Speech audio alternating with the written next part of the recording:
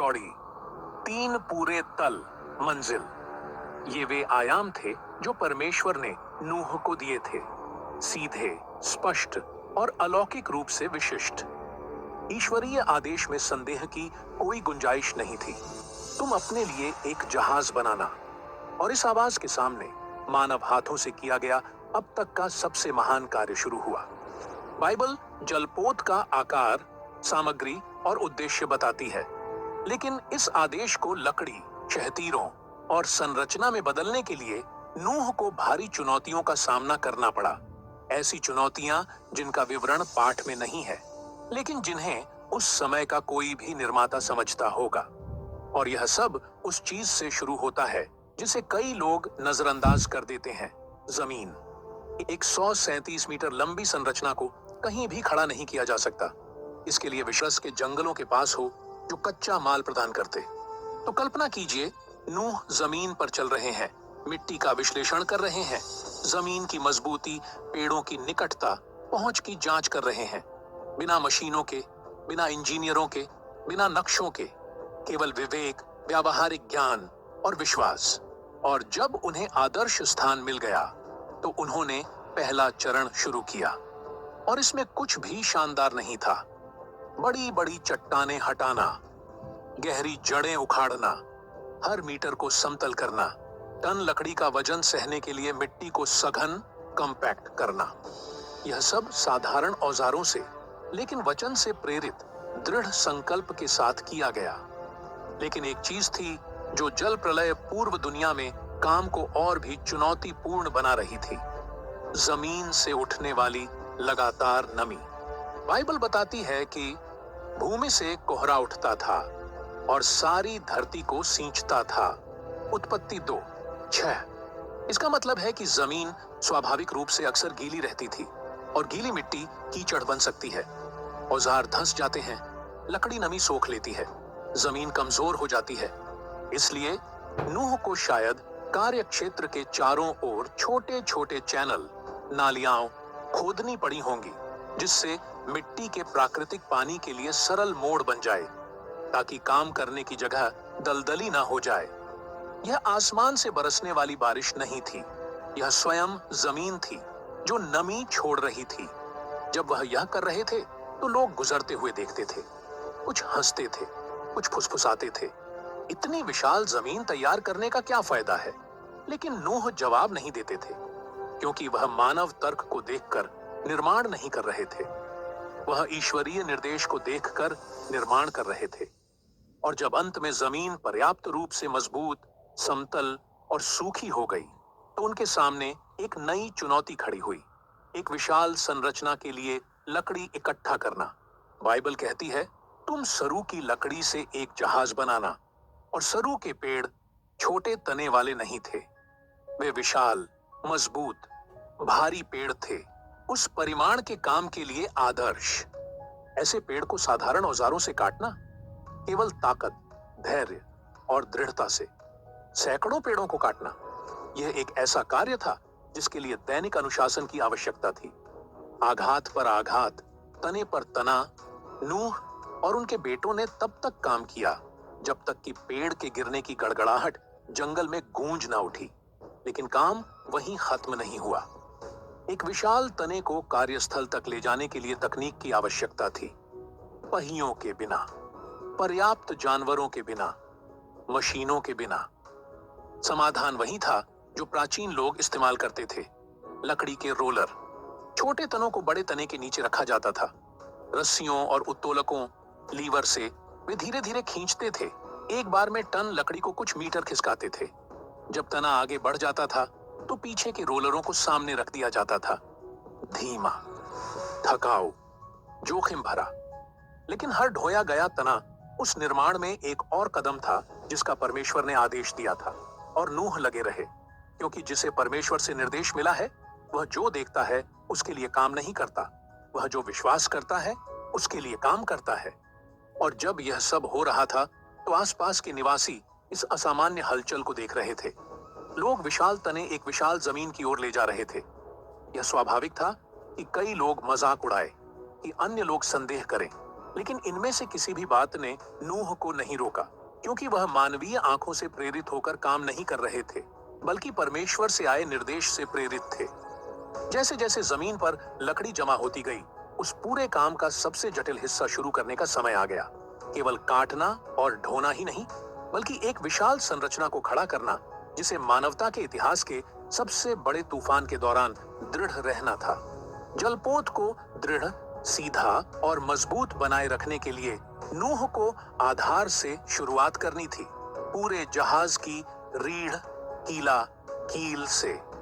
Bible प्रक्रिया का वर्णन नहीं करती है, लेकिन कोई भी प्राचीन निर्माता समझेगा कि इस आकार के काम के लिए एक अत्यधिक लंबा और मजबूत केंद्रीय शहतीर चाहिए, जो पूरे ढांचे, तीनों तलों और बाद में आने वाले टन वजन का समर्थन कर सके।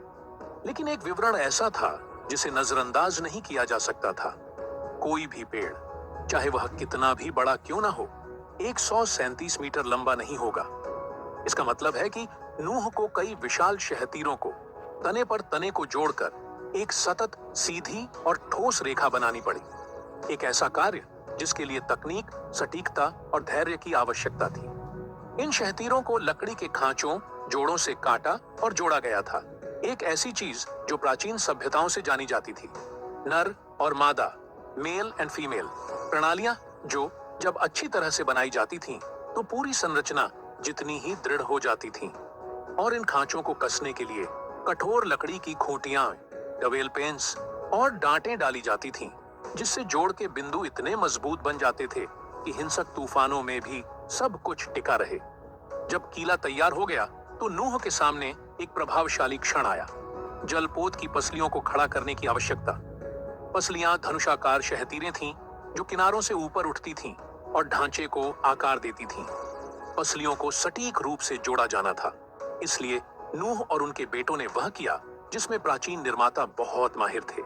उन्होंने अनुकूलित खांचे बनाए, जिन्हें सावधानी पूर्वक तराशा गया, जिससे शहतीरें कीला पर स्थिर होने पर स्वाभाविक रूप से झुक सकें और धनुषाकार बन सकें। और जैसे जैसे ये पसलियां कीला के बगल में खड़ी होती गईं, जलपोत का आकार आखिरकार आंखों के सामने उभरने लगा। अब दृश्य की कल्पना करें। विशाल, भारी शहतीरों को उत्तोलकों, मोटी रस्सियों और केवल मानव शक्ति से उठाया जा रहा है। नूह और उनके बेटे खींच रहे हैं, समायोजित कर रहे हैं, कोणों को ठीक कर रहे हैं, हर सेंटीमीटर को देख रहे हैं, क्योंकि यदि एक पसली बहुत अधिक झुकी हुई होती तो पूरी संरचना संतुलन खो देती। इसलिए वे संभवतः मार्गदर्शन रेखाओं के रूप में सिरे से सिरे तक खींची गई रस्सियों का उपयोग करते थे। वे ऊर्ध्वाधरता, सीधापन सुनिश्चित करने के लिए साहुल, प्लम्ब बॉब के रूप में पत्थरों का उपयोग करते थे, और वे इस प्रक्रिया को दर्जनों बार दोहराते थे। जब जलपोत का कंकाल आकार लेने लगा, तो दृश्य प्रभावशाली रहा होगा। एक विशाल लकड़ी की संरचना वहां उभर रही थी, जहां कभी समुद्र नहीं था। एक आधुनिक इमारत के आकार का, लेकिन केवल साधारण औजारों और मानव हाथों से बना हुआ। और फिर एक निर्णायक क्षण आया, जलपोत को सील करना, क्योंकि एक सुंदर संरचना ही काफी नहीं है, इसे जलरोधी होना जरूरी था। और परमेश्वर इस बारे में सीधे थे। तुम जलपोत पर भीतर और बाहर राल लगाओगे। यह विवरण गहरा है। राल, जो जमीन से प्राप्त एक गोंद जैसा पदार्थ है, को उबालना, गाढ़ा करना और अभी भी गर्म रहते हुए लगाना पड़ता था, जिससे एक कठोर और प्रतिरोधी परत बनती थी। लेकिन केवल बाहर से लगाना पर्याप्त नहीं होता। लकड़ी समय के साथ नमी सोख लेती है, और कोई भी रिसाव सब कुछ नष्ट कर सकता था। इसलिए नूह और उनके बेटों ने दिनों, शायद हफ्तों तक हर दरार, हर जोड़, हर छेद को भीतर और बाहर दोनों जगह ढक दिया। हर परत को दूसरी परत लगाने से पहले सूखना पड़ता था, और कोई भी विफलता पूरी परियोजना को खतरे में डाल सकती थी। अंत में जब अंतिम भाग सील कर दिया गया और कठोर हो गया, तो जलपोत अब केवल लकड़ी की संरचना नहीं था। यह एक हर्मेटिक आश्रय था, जिसे मानवता के इतिहास में पहले कभी ना हुई चीज का सामना करने के लिए डिजाइन किया गया था। और अगला कदम बाहरी संरचना जितना ही महत्वपूर्ण होगा, जीवित प्राणियों को रखने के लिए अंदरूनी व्यवस्था करना। बाइबल एक मौलिक विवरण बताती है, तुम जलपोत में कोष्ठ बनाना। इस्तेमाल किया गया इब्रानी शब्द किनिम का शाब्दिक अर्थ है घोंसले, कोशिकाएं, छोटे विभाजन। यानी जलपोत एक खुला गोदाम नहीं था, यह छोटी छोटी खंडों से बना था, जिसे जल प्रलय के दौरान व्यवस्था, सुरक्षा और स्थिरता बनाए रखने के लिए सावधानी पूर्वक योजनाबद्ध किया गया था। आंतरिक व्यवस्था और दरवाजा। आंतरिक लेआउट और दरवाजा। हिंदी अनुवाद देवनागरी अंकों सहित।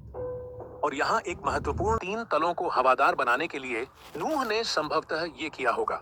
छोटी संरक्षित पार्श्व खिड़कियां, बाहरी छज्जे, लेट्स, जो पानी के प्रवेश को रोकते थे, हवा के संचार के लिए आंतरिक गलियारे। यह सब जल प्रलय पूर्व वातावरण के तर्क के भीतर था। उचित वायु संचार के बिना जानवरों द्वारा उत्पन्न गैसें घातक हो सकती थीं। भोजन का भंडारण। सभी प्राणियों के लिए 1 वर्ष का भोजन का मतलब था आपूर्ति की भारी मात्रा। बाइबल कहती है, और तू अपने और उनके भोजन के लिए सब प्रकार का भोजन ले लेना। इसमें शामिल थे सूखी घास, अनाज, सूखे मेवे, जड़ें, घड़ों और बर्तनों में जमा किया गया पानी। इसीलिए जलपोत के पूरे आंतरिक क्षेत्र को केवल भोजन के लिए समर्पित करना आवश्यक था, जिसे व्यवस्थित रूप से भंडारित किया गया हो और नमी से बचाया गया हो। जलपोत एक जहाज से कहीं अधिक था। यह पूरी रसद लॉजिस्टिक्स के साथ एक तैरता हुआ शहर था। अपशिष्ट का निपटान। तर्कसंगत संभावनाएं। हल्के ढलान वाले फर्श, सरल जल निकासी चैनल, तरल पदार्थों को बाहर निकालने के लिए केवल छोटे पार्श्व द्वार, ठोस पदार्थों का हाथ से संग्रह, जैसा कि प्राचीन दुनिया में सामान्य था। और जब हर जगह, हर विभाजन, हर गलियारा तैयार हो गया, तो नूह ने महसूस किया कि काम अपने सबसे महत्वपूर्ण बिंदु पर पहुंच रहा है। दरवाजा। एक विशाल द्वार जो सभी आकारों के जानवरों के प्रवेश के लिए काफी बड़ा हो और साथ ही पूरी संरचना से समझौता न करने के लिए काफी मजबूत हो। दरवाजा जलपोत का सबसे कमजोर बिंदु होगा और सबसे प्रतीकात्मक बिंदु भी, क्योंकि बाइबल एक असाधारण बात कहती है। परमेश्वर ने द्वार बंद किया, मनुष्य ने बनाया, लेकिन परमेश्वर ने मुहर लगाई। जलपोत के सभी तत्वों में दरवाजे ने सबसे अधिक ध्यान आकर्षित किया। बाइबल स्पष्ट रूप से उल्लेख करती है, और जहाज में एक पार्श्व द्वार लगाना। उत्पत्ति 6:16। विशाल उद्घाटन को संरचना से समझौता करने से रोकने के लिए नूह ने शायद ये स्थापित किया होगा। फ्रेम के चारों ओर मोटी शहतीरें, विकर्ण बंधन, डायगोनल ब्रेसिंग, मजबूत और गहरे जोड़, किनारों पर उच्च प्रतिरोध वाली लकड़ी। यह सब यह सुनिश्चित करने के लिए कि दरवाजा ढाने का बिंदु न बन जाए। और याद रखें, नूह के पास आधुनिक जैसे विशाल कब्जे, हिंजेस, बनाने के लिए पर्याप्त धातु नहीं थी। इसीलिए सबसे संभावित प्रणाली एक ऊर्ध्वाधर धुरी, वर्टिकल पिवट रही होगी। दरवाजे के किनारे पर एक बड़ी प्रबलित लकड़ी की धुरी, जिससे यह ताकत के साथ घूम सके लेकिन स्थिर रूप से काम करे। एक अनमोल। यहोवा ने उसके पीछे द्वार बंद कर दिया। उत्पत्ति 7:16। यानी नूह ने बनाया, परमेश्वर ने मुहर लगाई। इससे पहले कि जानवर अंदर आते, नूह ने निश्चित रूप से जलपोत के अंदर घूमकर यह जांच की होगी। शहतीरों का परीक्षण किया, जांच की कि क्या राल पूरी तरह से कठोर हो गया है। दरारों की जांच की, पसलियों को मजबूत किया, पहले से लोड किए गए प्रावधानों के वजन का मूल्यांकन किया, संकुचित लकड़ी की आवाजें सुनी। लकड़ी की बड़ी संरचनाओं में यह बोलती है, चिड़-चिड़ करती है, टकटकी लगाती है, समायोजित होती है। और नूह निर्माण के वर्षों में प्राप्त अनुभव के साथ यह पहचान सकते थे कि क्या कुछ गलत था।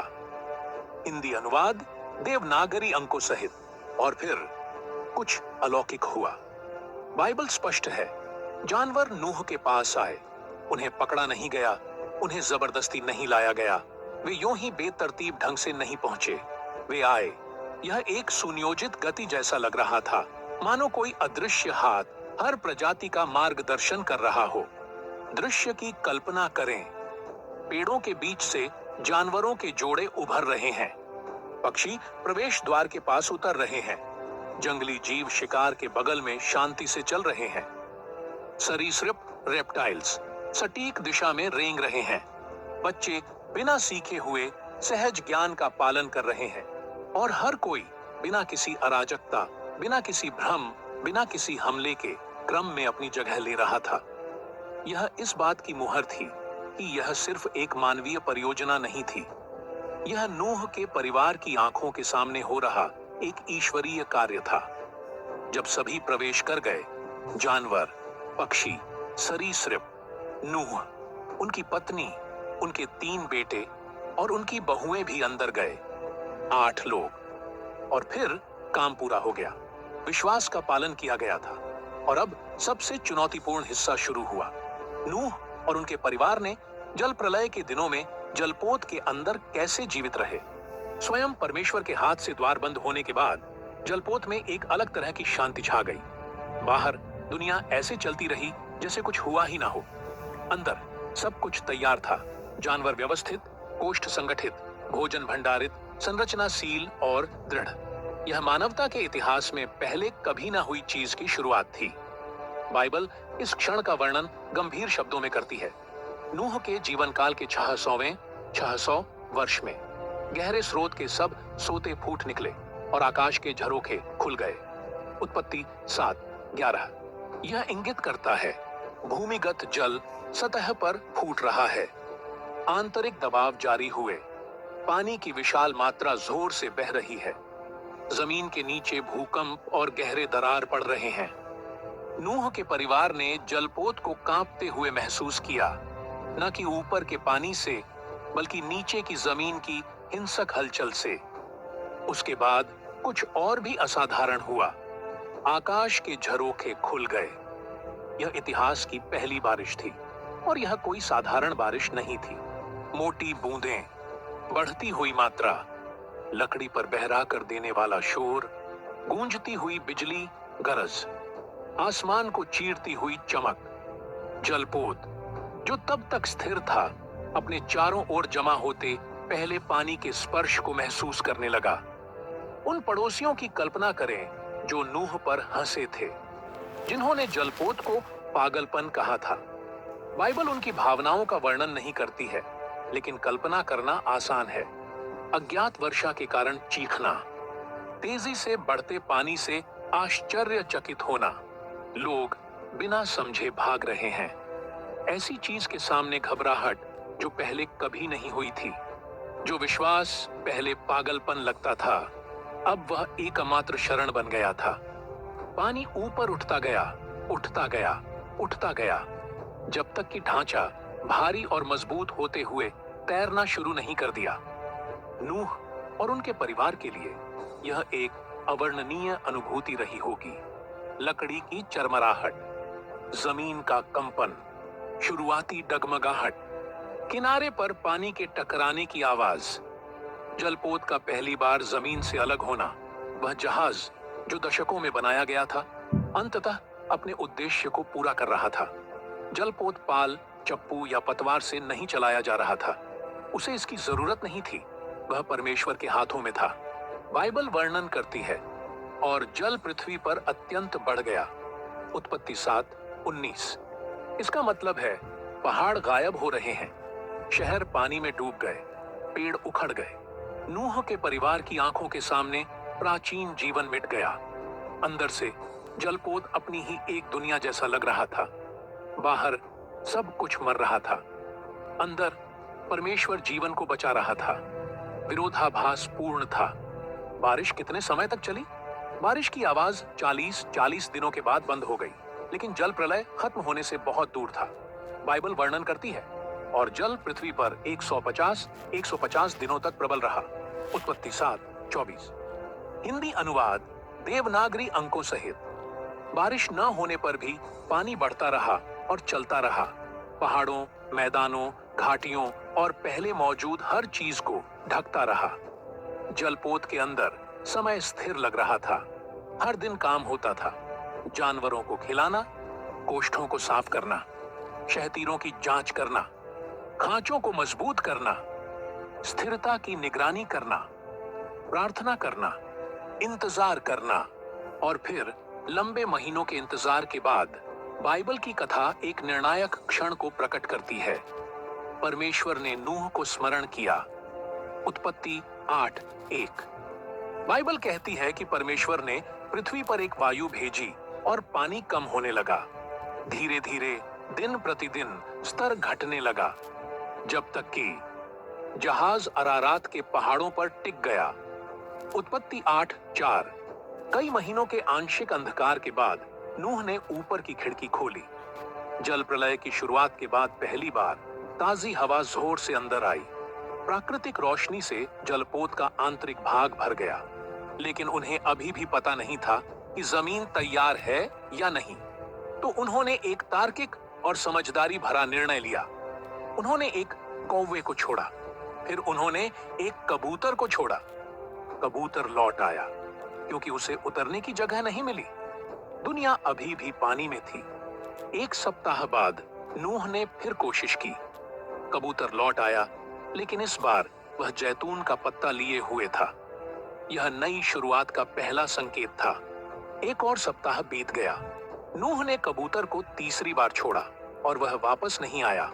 पृथ्वी अंततः फिर से रहने लायक बनने लगी थी। जलपोत के अंदर 1 वर्ष से अधिक समय के बाद परमेश्वर ने फिर से बात की।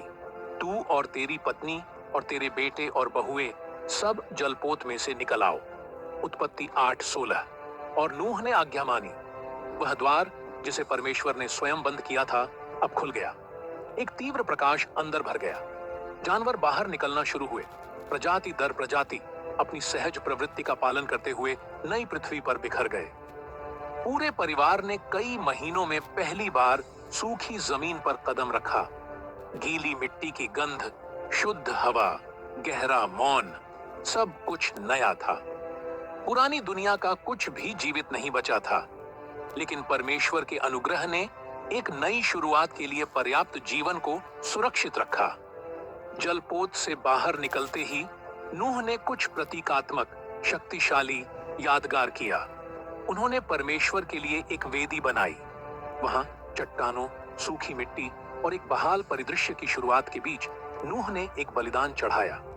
बाइबल बताती है कि परमेश्वर उस सुगंध से प्रसन्न हुए और एक वाचा, संधि बांधी। अब से मैं पानी से सब जीवित प्राणियों को फिर से नष्ट नहीं करूंगा।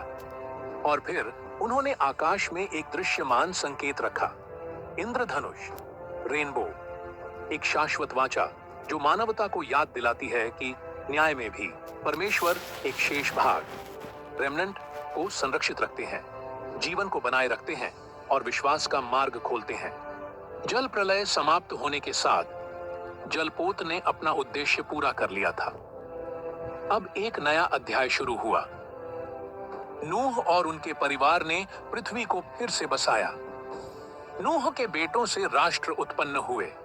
दुनिया को नए चक्र, ऋतुएं और परमेश्वर द्वारा स्थापित सीमाएं मिली। छुटकारे का इतिहास आगे बढ़ेगा। उस जलपोत से जल प्रलय के बाद की पूरी मानवता का जन्म हुआ। और जलपोत आज्ञाकारिता, विश्वास और उद्धार का प्रतीक इस बात की गवाही के रूप में रहा कि परमेश्वर हमेशा उन लोगों को बचाते हैं जो उनकी आवाज पर भरोसा करते हैं। यदि आप यहां तक आ गए हैं तो आपने महसूस किया होगा, जलपोत सिर्फ एक नाव नहीं था। यह लकड़ी में रखा गया विश्वास का कार्य था। यह तीन तलों में सुरक्षित किया गया उद्धार था। यह पाप का ईश्वरीय जवाब था और साथ ही जीवन के लिए परमेश्वर के प्रेम का प्रमाण भी था। लेकिन नूह की कहानी जलपोत पर समाप्त नहीं होती है। अभी भी बहुत कुछ है जिसके बारे में जानना है। मानवता की नई शुरुआत।